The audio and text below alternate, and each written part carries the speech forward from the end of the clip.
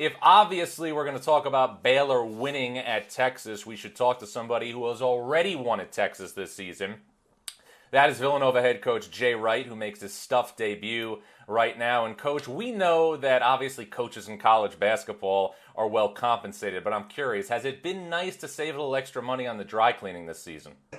Yeah, I definitely have, and didn't even have to buy my new suits. I usually get a good bunch of new suits every year, and didn't have to do it this year. So we have definitely saved money, man. Well, Coach, you mentioned your suits, and we want to send our condolences. We know that your longtime tailor, Gabe DiNunzio, passed away recently from COVID-19. It's been such an awful time in our country, and these are the stories that obviously just break our heart. How would you describe for you personally the relationship you had with your tailor? Our guy, Gabriel DiNunzio, is such a good man. He came over here at 13 years old from Abruzzi, Italy, and just made it on his own as a tailor. Not a lot of education, just worked his way to build this great business, and always took care of us and took care of our assistants. Gave our assistants a lot better deal than he gave me, I'll tell you what. But that was planned, and he loved doing that. And just a guy that he had the same passion about clothes and making people look good and feel good as we do about college basketball. Great man that we lost at 76 because of COVID. Well, it's been 11 months or so right now that we've been dealing with this pandemic, and you also personally had to deal with COVID. For you personally, what were the feelings like when you found out that you were diagnosed as positive?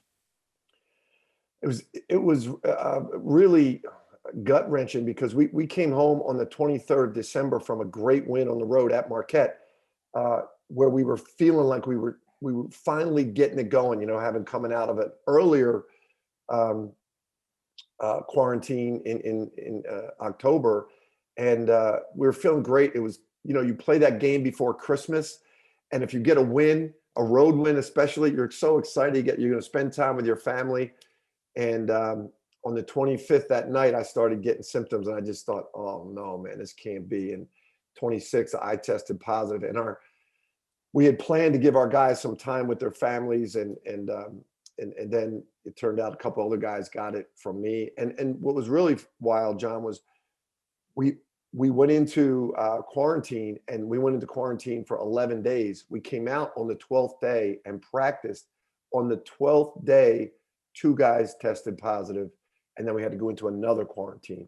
So telling those guys and calling those parents and doing a Zoom to Yeah. tell them that you've just been in a hotel for 11 days, came out for one day, and now you got to go back in again for 11 days was brutal, and is one of the things that all college coaches are dealing with this year. Well, the mental health part of this is a big factor when it comes to dealing with the pandemic. I'm curious though, what do you think the mental health would be of your players if there were no games going on right now as a release? That's the key factor here, John. Every time something would happen, we'd get in a Zoom with our players, and the first thing I would say to them was, guys, and I told them back in September that this season is not about winning championships. It's about your mental health, you guys growing as students, as men, and as players, finding a way Volume for just each went one out, of you man. to get better this year, and for Volume us to just be went the out, guys. best team that we could be by the end of the year. That's what we talked about. My So volume just went out. when we would go into any situation where we had to say we're going into quarantine or something like that, I would say to the guys, look, if anybody wants to opt out, My I'm volume good just with went. it. We'll figure out a way to get you back in this. And we, when we told the guys, every time they would say, Coach, whatever we have to do to play. We've been home all spring, all summer. We haven't played, and we've already been. We don't want to go back home. We don't want to leave our dorm rooms. We want to stick with our guys. We'll do whatever we have to do to play. These guys really appreciate any efforts that we're putting forth to allow them to play. Well, allowing them to play is obviously a big deal. And, it's been interesting following your program as long as I have. The one thing that Villanova and you have done so well is obviously control the controllables, the way your players eat, the way they prepare, the way they build habits on and off the court. For you personally, what has it been like not having control because of COVID? I think that might be one of the great challenges for all coaches. We feel like, especially during basketball season, that we can define our day before the game preparation, our travel, our day of the game preparation. For instance, we play St. John's tomorrow night because our group around us is cut down. Our managers get ahead. They set up the locker room. The all the guys' uniforms are hanging up. The sneakers are in there. We don't have enough guys to do that. We were talking today about it. Everyone's gonna have to carry their own stuff in.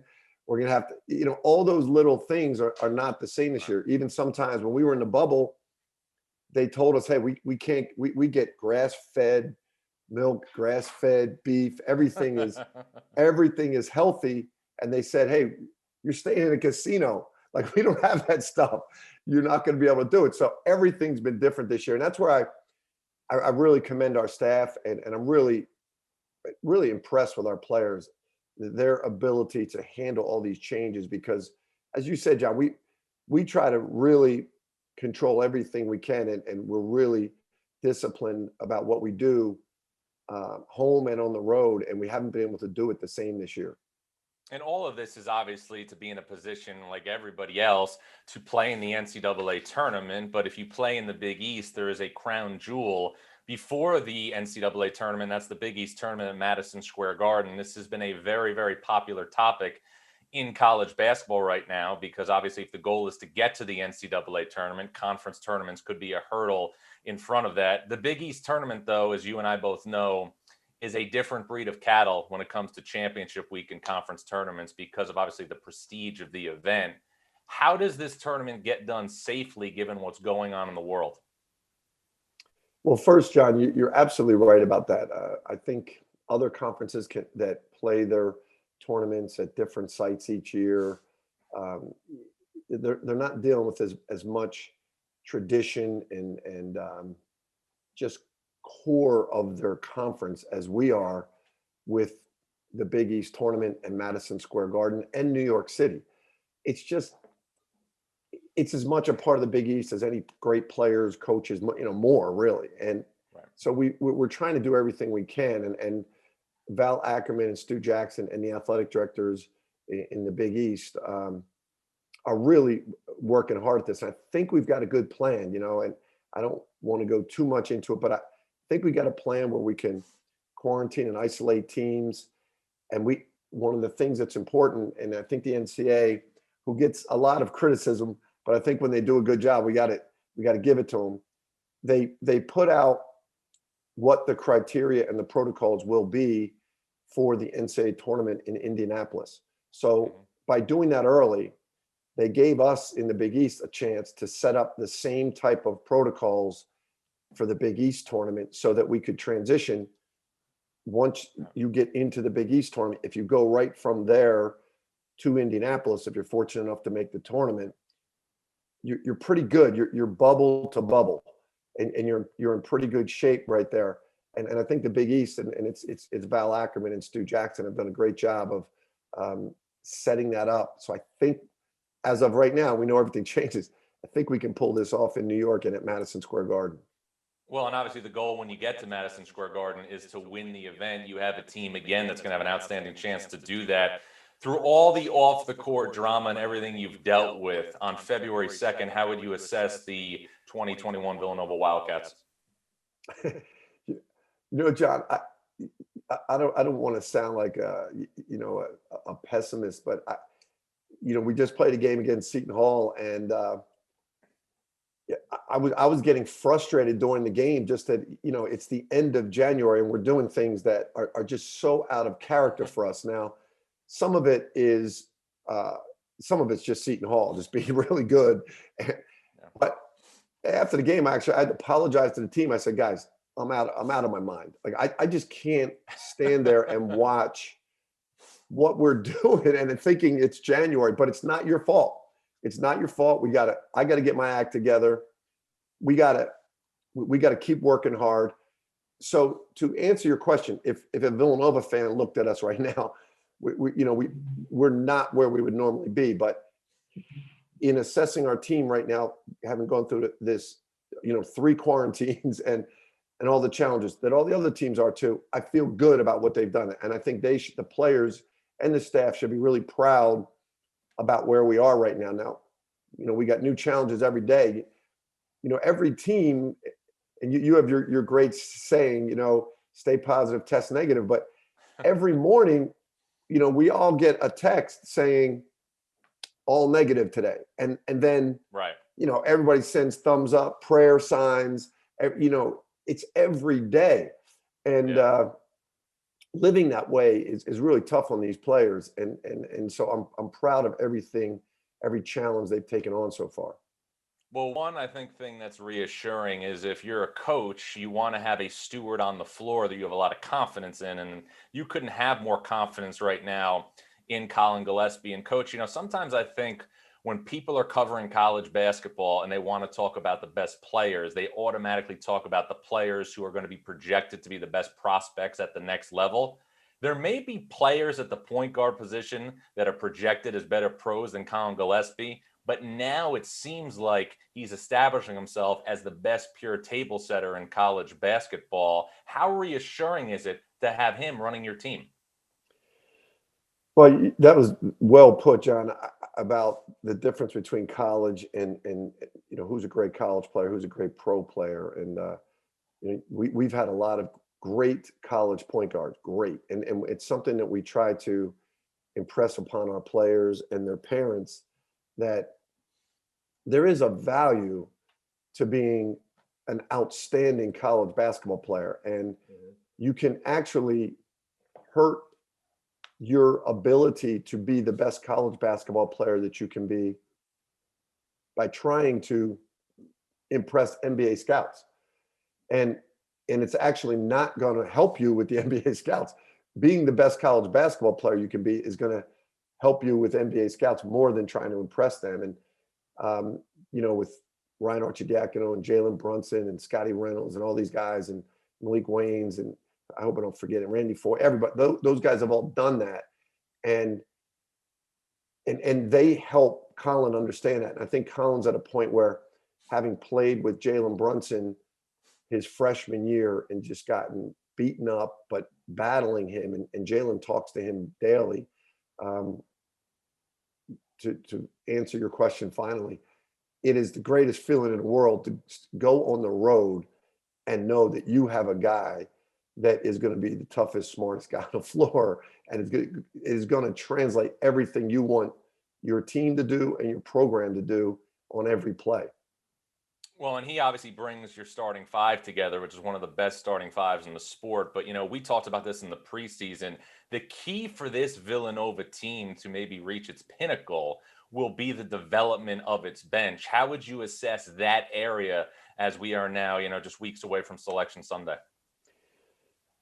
That's an area that that COVID or this pandemic has affected more than I think people realize, is the development of your bench, because you need all the games. Let's say a guy is playing 18 minutes a game. He obviously needs a lot more games to get his minutes up, so where a starter in 3 games can play 90 minutes, it takes a guy off the bench maybe 6 games to do that. So the less games has really affected our bench development. However, having said that, I'm really pleased with Cole Swider and Brandon Slater. I think they're really coming on. I think they would have come on a lot earlier if we could have played more games. And Eric Dixon had a little injury due to one of our quarantines. Right when he came out of quarantine, he hurt it. The day we came out, he hurt his Achilles, and then our next quarantine, he couldn't rehab. But he's coming, and we got Chris Arcidiacono and if Brian Antoine, if we can get some days backed up where we get Brian Antoine healthy practicing, we have a chance. We get a chance to have some really good depth. Well, you're going to need that depth on Wednesday night against the St. John's team that's clearly playing its best basketball of the season. They've won 4 straight games. What have you taken away from what you sampled from the Red Storm on film?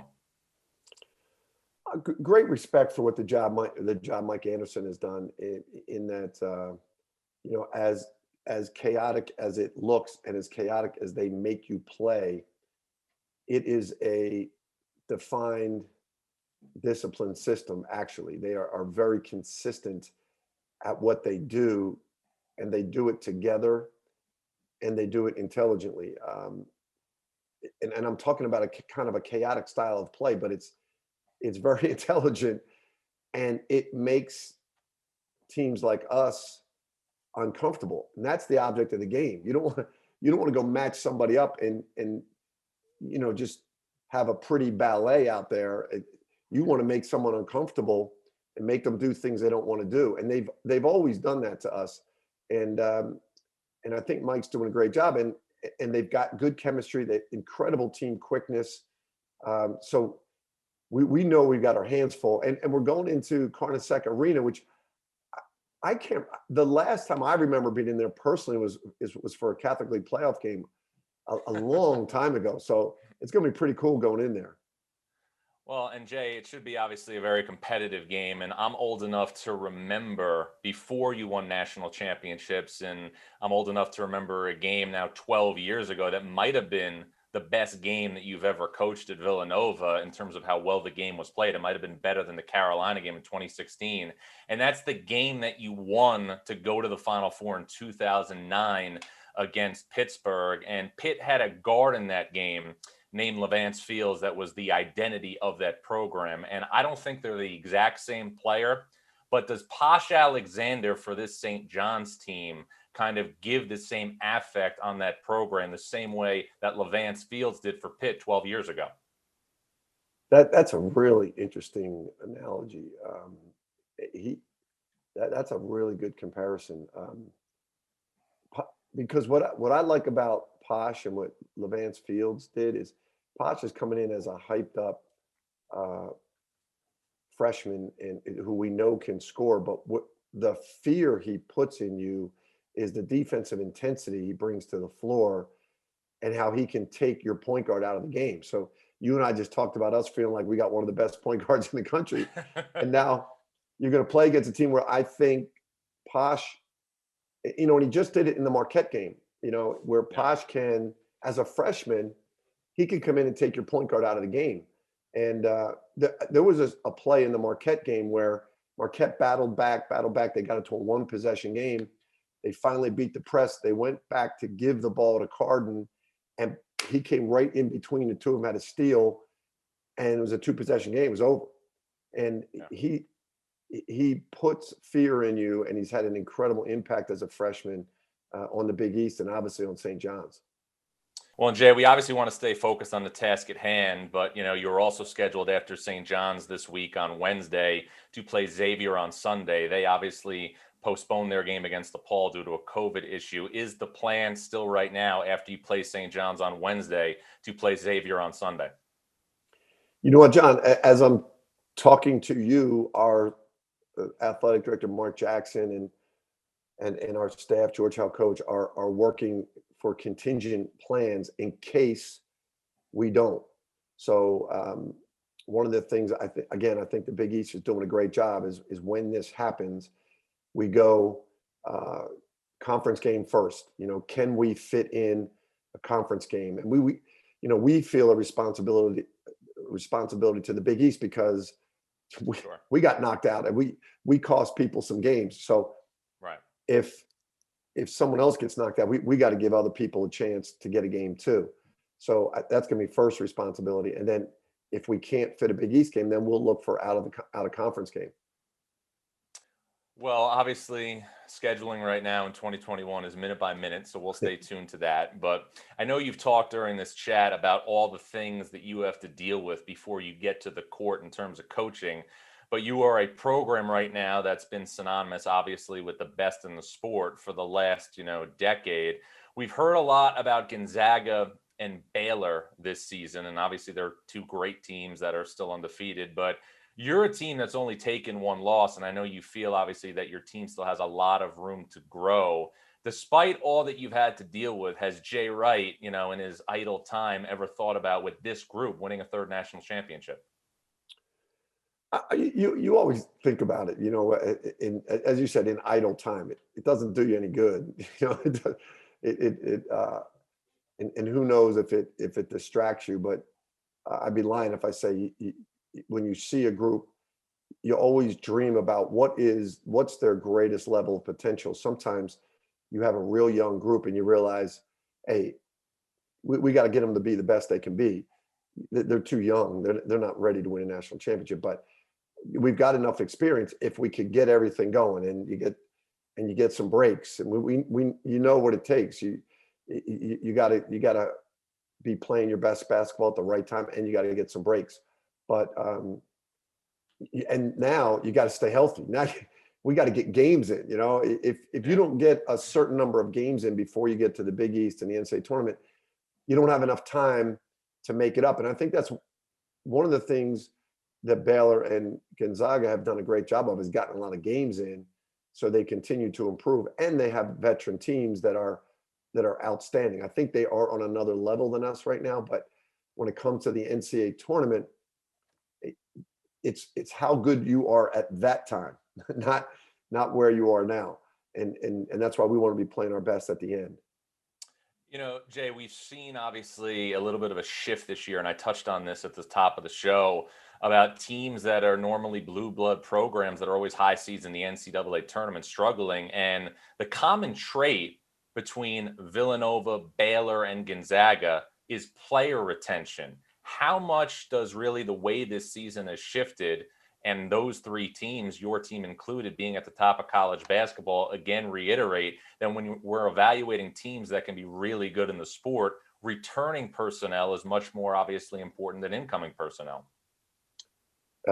Yes, I think this has, I think this pandemic has taught all of us a lot of things about life, about college basketball, about ourselves. And I think one of the things that we might step back and say is, guys like John Calipari, Bill Self, Tom Izzo, Mike Krzyzewski, who get some of the one and done guys and get young guys and stay at the top every year.